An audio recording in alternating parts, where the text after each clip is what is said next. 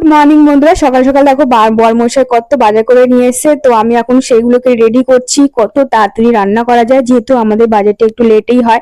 তো আমি একা হাতে সবকিছুই গুছিয়ে নিয়েছি, আর রান্না করতে করতে মাছ ভাজতে ভাজতে দেখো আমার হাতে কত বড় ফোসকা পড়েছে। আমি না রান্না করতে গেলে বা মাছ কাটতে গেলে আমার অনেক হাতের অসুবিধা হয়, মানে কেটে যায়, ফোসকা পড়ে। তো যাই হোক, দুদিকে দুটো তরকারি বসিয়ে দিয়েছি। এদিকে হচ্ছে মাছের ঝোল, এদিকে হচ্ছে পালং শাক, তার সাথে আছে মূলো শাক। মূলো শাকটা আমি নুন দিয়ে ভালো করে চটকে নিচ্ছি। চটকে নিয়ে তারপরে এই রসটাকে বার করে দিয়ে তারপরে রান্না করব। আগের দিন খুব ভুল করে ফেলেছিলাম, যে কারণে শাকটা ভালো হয়নি।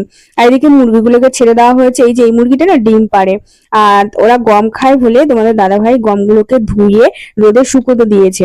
এদিকে আমার রান্নাটাও কমপ্লিট হয়ে গেছে, দেখো ফাইনাল লুক। পালং শাক পুরো একদম গায়ে গায়ে, এদিকে হচ্ছে কচু আর আলু দিয়ে হচ্ছে ঝোল। এবারে মিষ্টি পড়তে যাবে বিকাল বেলা, এত সাজগোজ করে যে পড়তে যেতে লেট হয়ে যায়।